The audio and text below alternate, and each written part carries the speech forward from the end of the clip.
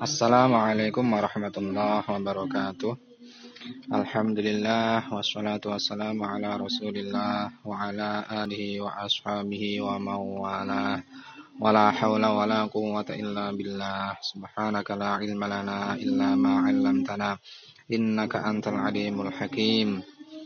Mari pada kesempatan kali ini kita melanjutkan perkuliahan metodologi studi Islam dengan tema studi Al-Quran. Oke, sebelum kita membahas mengenai studi Al-Quran, maka kita harus mengetahui apa itu Al-Quran. Di sini pengertian Al-Quran menurut bahasa adalah Al-Quran berasal dari lafal qara'a, mempunyai arti mengumpulkan dan menghimpun, atau berasal dari qiraah, diartikan menghimpun huruf-huruf dan kata-kata satu dengan yang lain dalam suatu ucapan yang tersusun rapi. Quran pada mulanya seperti lafal qiraah, bentuk masdar ya, dari kata qara'a yaqra'u qira'atan. Sebagaimana dalam firman Allah di dalam surah Al-Qiyamah, inna alaina jam'ahu wa qur'anah fa idza qara'nahu fattabi' qur'anah. Yang artinya sesungguhnya atas tanggungan kamilah mengumpulkannya dan membacanya. Apabila kami telah selesai membacakannya, maka ikutilah bacaan itu. Kemudian pengertian Al-Quran menurut istilah ada beberapa pengertian. Yang pertama menurut Abdul Wahab Khalaf, yaitu kalamullah allazi nazala bihir ruhul amin ala qalbi Rasulillah sallallahu alaihi wasallam Muhammad bin Abdillah bi alfazihil arabiyyah wa ma'anihil haqqah liyakuna hujjatan lirrasuli ala annahu rasulullah wa dusturan linnasi yahtaduna bihudah wa qurbatan yata'abbaduna bitilawatih wa huwal mutawwan baina dafatayil mushaf al-mabdu' bi suratil fatihah al-makhtum bi suratin nas al-manqul ilaina bitawatur al-muta'abbad bitilawatih. Artinya Al-Quran ialah firman Allah, kalamullah yang diturunkan oleh Allah dengan melalui perantaraan Ruhul Amin atau Malaikat Jibril ke dalam hati Rasulullah Muhammad ibni Abdillah dengan lafal Arab dan makna yang pasti sebagai bukti bagi Rasul bahwasannya Rasul adalah utusan Allah dan sebagai undang-undang sekaligus petunjuk bagi manusia, sebagai sarana pendekatan hamba kepada Tuhannya, yakni apa, dinilai sebagai ibadah jika membacanya. Dimulai dari surah Al-Fatihah, diakhiri dengan surah An-Nas, dan diriwayatkan secara mutawatir. Untuk pengertian yang berikutnya, ini yang lebih sederhana ya, yaitu kalamullah al-munazzal ala Muhammad alaihissalam al-muta'abbad bitilawatih, yaitu Quran adalah kalam Allah yang diturunkan kepada Nabi Muhammad SAW dan yang membacanya merupakan suatu ibadah, bernilai ibadah ya.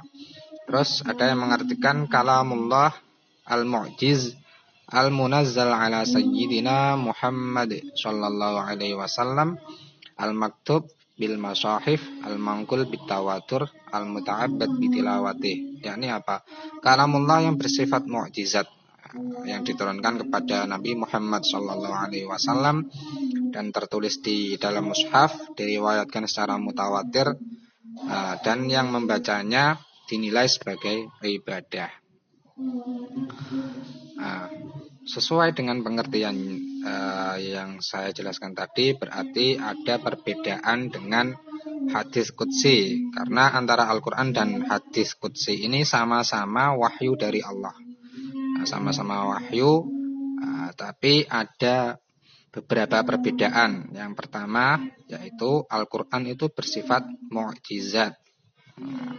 Dan yang kedua disandarkan langsung kepada Allah Subhanahu wa taala. Yang ketiga periwayatannya dengan jalan mutawatir. Mutawatir ini kesepakatan orang banyak, di mana orang-orang tersebut tidak mungkin atau mustahil bersepakat dalam kesesatan. Nah, yang selanjutnya wahyu secara lafal. Jadi periwayatannya, lafalnya ya dari Allah dan secara makna. Nah, yang selanjutnya membacanya adalah sebagai ibadah. Nah, kalau hadis qudsi apa? Hadis qudsi bukan merupakan mukjizat. Disandarkan kepada Allah dengan riwayat dari Rasulullah SAW. Jadi bisa saja dengan menggunakan bahasa Nabi sendiri ya. Nah, yang ketiga periwayatannya tidak sampai derajat mutawatir, berarti di bawah mutawatir ya. Nah, wahyu dalam makna bukan lafal. Berbeda dengan Al-Quran. Kalau Al-Quran secara makna dan lafal. Tapi kalau hadis qudsi dalam segi makna bukan pelafalannya. Jadi pelafalannya ya tergantung Nabi ketika menjelaskan. Nah, yang ketiga bukan merupakan ibadah khusus. Jadi ketika kalian membaca hadis qudsi berkali-kali, tidak dinilai sebagai ibadah. Kecuali dikaitkan dengan ibadah yang lain, misalkan diniatkan belajar, nah nanti akan mendapat pahala belajar. Karena ini bukan ibadah yang khusus ya. Nah, selanjutnya pengertian studi Al-Quran. Secara bahasa, ulumul Quran ini terdiri dari dua kata, yaitu ulum dan Al-Quran. Ulum adalah jamak dari kata al-ilm. Nah, ini salah ketik ya. Dan Al-Quran dari kata qoro'a, yang berarti membaca atau mengumpulkan. Secara istilah, ulumul Quran adalah segala ilmu yang membahas tentang kitab yang diturunkan kepada Nabi Muhammad SAW, yang berkaitan dengan turun, bacaan, kemukjizatan, dan lain sebagainya. Nah, ini ada beberapa pengertian mengenai studi Al-Quran. Ini ada lagi ulumul Quran secara umum ini. Ada yang membahas mengenai lafal, ada yang membahas mengenai makna. Nah, ketika ulumul Quran berkaitan dengan maknanya, makna Al-Quran, makna yang terkandung dalam Al-Quran, maka dia masuk dalam kategori ilmu tafsir. Yaitu apa? Ilmu yabhatsu fi bayani kaifiyati fahmi alfazil Qur'anil Karim, yaitu ilmu yang membahas mengenai penjelasan bagaimana memahami lafal-lafal Al-Qur'an dan mengungkap apa saja yang ada di dalamnya, baik itu dalalahnya, hukum-hukumnya, tarkib-tarkibnya, dan makna-maknanya. Nah, itu kalau ulumul Quran yang berkaitan dengan makna, maka kategori ilmu at-tafsir. Kalau yang berkaitan membahas mengenai lafalnya, itu termasuk kategori ilmu qiraah, yaitu apa? Ilmu yang berhubungan dengan cara talaful, pelafalan, awin nutqi atau pengucapan bi alfazil Qur'ani, pengucapan mengenai lafal-lafal Al-Qur'an. Ma'zuwan linaqilihi, yang dinisbatkan kepada para perawinya. Nah, jadi ilmu qiraah ini kategori ilmu riwayah. Nah, karena dinisbatkan kepada para perawinya. Jadi harus sambung ya. Harus melalui guru. Jadi guru kita riwayat dari guru-gurunya sampai kepada Rasulullah Shallallahu Alaihi Wasallam. Nah, jadi ulumul Quran yang membahas mengenai cara pengucapan lafal disebut ilmu qiraah. Kalau yang membahas mengenai apa yang dibalik lafal atau maknanya, nah itu termasuk ilmu tafsir. Nah, studi Al-Quran menurut ulama. Nah, kalau menurut Imam Ash-Shabuni mendefinisikan bahwa studi Al-Quran adalah kajian yang berhubungan dengan Al-Quran dari aspek turunnya, pengumpulannya, susunannya, kodifikasinya, asbabun nuzulnya, makiyah madaniyahnya, pengetahuan mengenai an-nasikh wal mansukh, mengenai ayat muhkam mutasyabihat, muhkamat mutasyabihat dan lain sebagainya.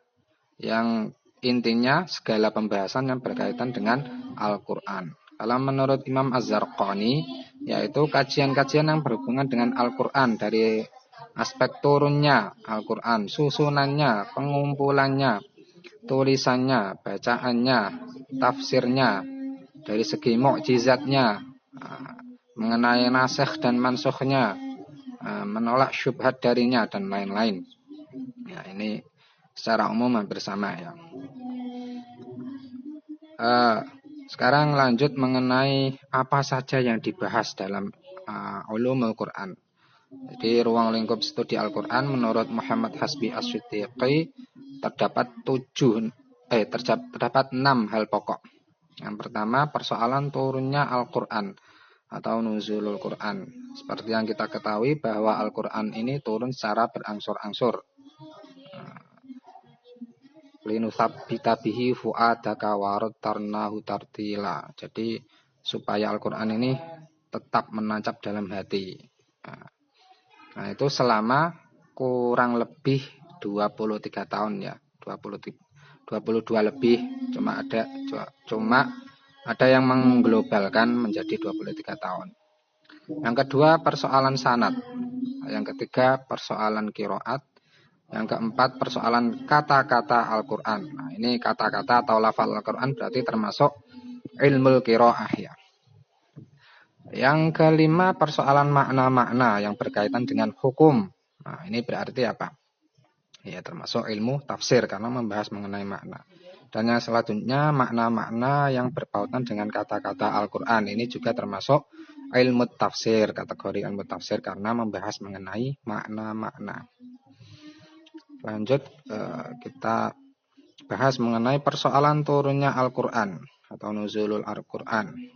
Nah, ini pertama mengenai waktu dan tempat turunnya Al-Quran atau awqatun nuzul wa mawatinin nuzul. Nah, ketika waktu misalkan waktu Nabi bepergian maka termasuk ayat Safar. Atau ketika waktu Nabi tidak bepergian maka termasuk ayat Hador. Waktu musim dingin maka ayat Syita'i. Musim panas Soifi. Ayat Soifi. Mengenai tempat turunnya, misalkan diturunkan di Makkah maka termasuk Makkiyah. Atau diturunkan di Madinah maka termasuk Madaniyah. Yang selanjutnya sebab-sebab turunnya Al-Quran. Sebabun nuzul. Dalam Al-Quran ini ada ayat yang terdapat asbabun nuzul. Ada juga yang tidak terdapat, tapi mayoritas ada asbabun nuzulnya ya, sebab-sebab turunnya Al-Quran atau apa yang melatar belakangi ayat atau surah ini diturunkan. Yang ketiga, sejarah turunnya Al-Quran atau tarikhun nuzul. Ini hampir sama ya. Nah, ini menggunakan pendekatan historis ya, karena mengenai kesejarahan. Nah, lanjut. Yang kedua, persoalan sanad atau rangkaian para periwayat. Jadi sanad ini ada yang kategorinya riwayat mutawatir. Tadi sudah saya jelaskan di depan ya. Yang kedua, riwayat ahad. Ahad ini derajatnya atau tingkatannya di bawah mutawatir. Yang ketiga, riwayat syadz. Nah, ini riwayat yang langka. Nah, yang keempat, macam-macam qiraah Nabi. Nah, ketika Nabi istilahnya bertemu dengan malaikat Jibril untuk melakukan setoran hafalan ya, atau istilahnya talaqi. Nah, itu malaikat Jibril pernah menyampaikan kepada Nabi, bacalah Al-Quran kepada umatmu dengan satu bacaan. Terus Nabi menjawab, inna ummati la tutiqu. Umatku tidak akan kuat dengan satu bacaan. Karena berbagai macam latar belakang ya. Ada beberapa suku, beberapa dialek. Maka dirasa ketika Al-Quran dengan hanya satu bacaan, itu dirasa berat. Sampai ditawar beberapa kali sehingga sampai tujuh kali. Dan kesimpulannya, unzila hadzal Qur'an ala sab'ati ahrufin. Ketika malaikat Jibril memerintahkan Nabi Muhammad untuk membacakan kepada umatnya satu bacaan, Nabi menjawab tidak akan kuat. Terus ditawar lagi 2 bacaan, artinya 2 model bacaan, tidak akan kuat. 3 bacaan, 3 model bacaan, tidak akan kuat, atau 3 qiraah ya, sampai 7, sehingga menghasilkan kesimpulan bahwa unzila hadzal Qur'an ala sab'ati ahrufin. Al-Quran ini diturunkan atas 7 huruf. 7 huruf itu bisa diartikan 7 perbedaan, 7 dialek, atau 7 bahasa ya. Yang kita kenal sebagai qiraah sab'ah. Yang selanjutnya para perawi dan penghafal Al-Quran. Ini ada qurra sab'ah, ada qurra asyrah dan lain sebagainya. Ini persoalan sanad ya. Dan cara-cara penyebaran riwayat atau tahammul nanti dibahas khusus dan lebih detail di mungkin mata kuliah Ulumul Quran ya. Ini saya hanya menyampaikan secara garis besar. Yang selanjutnya mengenai persoalan qiraah atau cara pembacaan Al-Quran. Pertama, cara berhenti atau waqaf. Dalam Al-Quran ada istilah waqaf, yaitu cara berhenti ketika kita misalkan kehabisan nafas atau memulai bacaan, waqaf ibtidai dan lain sebagainya. Ini berkaitan dengan ilmu tajwid ya. Yang kedua, cara memulai atau ibtida. Ketika kita sudah berhenti, kita cara memulainya dari mana? Ini harus paling tidak mengetahui maknanya agar kita nanti ketika memulai bacaan tidak salah arti ya. Kalau salah arti nanti fatal ya. Yang selanjutnya imalah. Imalah seperti bacaan memiringkan itu ya. Bismillahirrahmanirrahim wa mursaha. Terus yang selanjutnya bacaan yang dipanjangkan atau istilahnya mad. Yang selanjutnya meringankan bacaan hamzah atau tashil jami. Itu. Yang selanjutnya memasukkan bunyi huruf yang sukun kepada bunyi sesudahnya, idgham. Ini mengenai bacaan tajwid ya. Yang selanjutnya persoalan kata-kata Al-Quran, yaitu kata-kata Al-Quran yang asing atau bacaan gharib. Misalkan ana, kenapa ananya kok dibaca pendek? Atau bacaan gharib yang lain. Kenapa ana kok nanya dibaca pendek? Itu kanon ada filosofinya ya. Ketika nanya dibaca panjang, itu seakan-akan kita menyombongkan diri kita sendiri. Atau ananiyah istilahnya. Seperti kalau dalam bahasa Jawa itu kan kalau memanjangkan kata-kata aku ini kok, itu kan seakan-akan menonjolkan sifat keegoisnya ya. Makanya hikmahnya kenapa ana kok dibaca pendek, agar tidak menonjolkan sifat ananiyahnya, sifat keakuannya. Itu kata-kata Al-Quran yang asing atau bacaan gharib. Yang kedua, kata-kata Al-Quran yang berubah-ubah. Ini mengenai shorof ya, bacaan shorof ya, atau i'lal. Harokat akhirnya, maksudnya yang berubah harokat akhirnya. Ya, ini mengenai nahwu dan shorof. Dan selanjutnya kata-kata Al-Quran yang mempunyai makna serupa.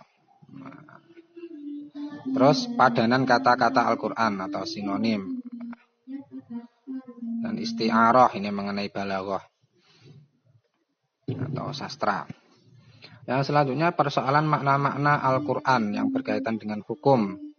Makna umum yang tetap dalam keumumannya. Ini mengenai usul fiqh ya, usul fikih. Dan yang kedua makna am yang dimaksudkan makna khusus. Yang ketiga makna umum yang maknanya dikhususkan sunnah. Yang keempat nas. Yang kelima makna zahir atau lahir dan lain-lain. Nah yang selanjutnya persoalan makna-makna Al-Quran yang berpautan dengan kata-kata Al-Quran. Nah ini juga termasuk dalam balaghah ya. Balaghatul Quran. Itu ada yang namanya berpisah atau fasl. Yang kedua bersambung atau wasl, uraian singkat atau ijaz, uraian panjang atau idnab, uraian seimbang atau musawah, dan uraian pendek atau qasar. Terus kita lanjutkan mengenai sejarah perkembangan studi Al-Quran. Nah, ilmu-ilmu Al-Quran di masa Rasul dan Khulafaur Rasyidin. Jadi pada masa Rasulullah, terus dilanjut Khulafaur Rasyidin, dari masa Khalifah Abu Bakar, Umar, itu Al-Quran masih diriwayatkan secara lisan, artinya belum dibukukan ya. Nah, ketika pada masa Khalifah Utsman, di mana orang Arab mulai bergaul dengan orang-orang non-Arab, maka Khalifah Utsman memerintahkan supaya kaum muslimin berpegang teguh pada mushaf yang resmi atau Rasm Utsmani ya, yang diresmikan oleh khalifah. Selanjutnya ketika pada masa Ali bin Abi Thalib ini beliau telah memerintahkan orang namanya Abul Aswad Ad-Du'ali pada tahun atau wafat 69 Hijriah ya, untuk meletakkan kaidah-kaidah bahasa Arab. Usaha Khalifah Ali atau Sayyidina Ali ini dipandang sebagai peletakan dasar ilmu i'rab Al-Quran. Ini ilmu Al-Quran pada masa Rasul dan Khulafaur Rasyidin. Nah, pada abad kedua ini ada tokoh-tokoh atau ulama yang mengkaji mengenai studi Al-Quran. Yang pertama yaitu termasuk Sufyan As-Tsauri ya. Itu wafat tahun 161 Hijriah. Yang kedua Sufyan bin Uyainah. Ini gurunya Imam Syafi'i. Yang ketiga wakil-wakil Al-Jarrah. Yang keempat Syaibah bin Al-Hajjaj. Terus yang selanjutnya Muqatil bin Sulaiman. Nah, itu pada abad kedua Hijriah. Ketika pada abad ketiga Hijriah ada namanya Muhammad ibnu Jarir At-Tabari. Nah, ini yang terkenal dengan tafsirnya ya, tafsir At-Tabari. Yang kedua Ali bin Al-Madini. Nah, ini menyusun kitab tentang asbabun nuzul. Yang ketiga Abu Ubaid Al-Qasim bin Salam, menyusun kitab tentang nasakh dan mansukh. Yang selanjutnya Ibnu Qutaibah menyusun kitab tentang Mushkilul Quran. Yang selanjutnya Muhammad bin Ayyub Ad-Dars menyusun tentang ayat Makkiyah dan Madaniyah. Selanjutnya Muhammad bin Khalaf bin Al-Mirzaban menyusun kitab Al-Hawi fi Ulumil Quran. Nah, untuk periode berikutnya abad keempat Hijriah ada Abu Bakar Muhammad bin Al-Qasim Al-Anbari. Nah, itu menyusun kitab namanya Ajaib Ulumil Quran. Nah, selanjutnya Abu Hasan Al-Asy'ari menyusun kitab Al-Mukhtazan fi Ulumil Quran. Yang ketiga Abu Bakar As-Sijistani menyusun kitab tentang Gharibul Quran. Yang selanjutnya Abu Muhammad Al-Qasab Muhammad bin Ali Al-Karhi, menyusun kitab Naqdul Quran Ad-Dallah Al-Bayan fi Anwa'il Ulum wal Ahkam Al-Munabbi'ah an Ikhtilafil Anam. Nah, selanjutnya Muhammad bin Ali Ad-Wafi, menyusun Al-Istighna fi Ulumil Quran. Nah, pada abad kelima ini ada Ali bin Ibrahim ibn Sa'ad Al-Hufi yang menghimpun bagian-bagian dari Ulumul Quran dalam karya Al-Burhan fi Ulumil Quran. Pada abad kelima ini ya termasuk kemunduran ya dalam bidang studi Al-Quran, karena hanya Ali Ibrahim bin Sa'id Al-Hufi.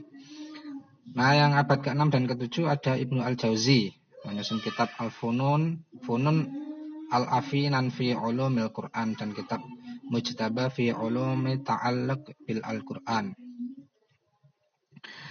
Selanjutnya Alamuddin As-Sakhawi pada abad ke-7 dengan kitabnya yang berjudul Jamal Al-Qurra wal Kamalul Iqra. Terus Abu Syamah menyusun kitab Al-Mursyid Al-Wajid fi ma yata'allaqu bil Qur'anil Aziz. Untuk yang selanjutnya abad ke-8 dan ke-9 Hijriah ada Imam Az-Zarkashi menyusun kitab Al-Burhan fi Ulumil Quran. Terus pada abad 9 ada Jalaluddin Al-Bulqini menyusun kitab Mawaqi'ul Ulum fi Mawaqi'un Nujum. Yang selanjutnya ada Imam Jalaluddin As-Suyuti menyusun kitab At-Tahbir fi Ulumit Tafsir dan kitab Al-Itqan fi Ulumil Quran. Nah, ini masternya ya, Al-Itqan fi Ulumil Quran karya Imam As-Suyuti.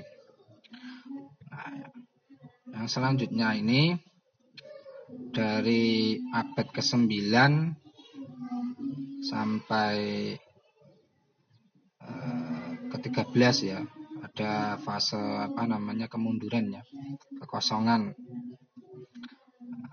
Setelah Imam Suyuti wafat, maka seakan-akan ilmu Al-Quran ini sudah dirasa sempurna. Makanya umat Islam terbuai ya. Para pengkaji studi Al-Quran mengalami kemerosotan atau kemunduran karena merasa sudah sempurna. Nah, baru pada abad ke-14 ini lahirlah ulama-ulama kontemporer ya, seperti Thohir Al-Jazairi dalam bukunya At-Tibyan li Ba'd al-Mabahith al-Muta'alliqah bil Al-Quran pada tahun 1335 Hijriah. Yang selanjutnya Syekh Mahmud Abu Daqiqah, seorang ulama besar Al-Azhar, menyusun kitab Ulumul Quran. Lanjut Muhammad Ali menyusun kitab Manhaj Al-Quran fi Ulumil Quran yang mencakup berbagai cabang ilmu-ilmu Al-Quran. Terus ada Muhammad Abdul Zaim Az-Zarqani dengan bukunya Manahilul Irfan fi Ulumil Quran. Ada Ahmad Ali, kitabnya Mudzakkirah Al-Ulumil Quran. Subhi Salih menyusun kitab Mabahith fi Ulumil Quran. Nah, ini Manna Al-Qattan Mabahith fi Ulumil Quran. Ini juga termasuk Manna Al-Qattan, ini sudah masyhur ya di kalangan para pengkaji Ulumul Quran. Terus Ali As-Sabuni, kitabnya At-Tibyan fi Ulumul Quran. Terus Ahmad Muhammad Ali Daud, Ulumul Quran wal Hadis. Dalam bahasa Indonesia juga ada tadi Muhammad Hasbi As-Siddiqi dengan karyanya ilmu-ilmu Al-Quran. Nah, sekarang ini banyak lahir tokoh-tokoh pengkaji studi Al-Quran yang bertebaran ya, misalkan seperti Profesor Quraisy Shihab dan lain sebagainya. Nah, ini bukti bahwa Al-Quran itu sesuatu yang menarik untuk dikaji dan tidak habis untuk selalu dikaji. Nah, demikian saya hanya menyampaikan studi Al-Quran secara umum. Nanti untuk selanjutnya bisa diperdalam lagi dalam mata kuliah atau pelajaran ulumul Quran secara detail. Kurang lebihnya, wassalamualaikum warahmatullahi wabarakatuh.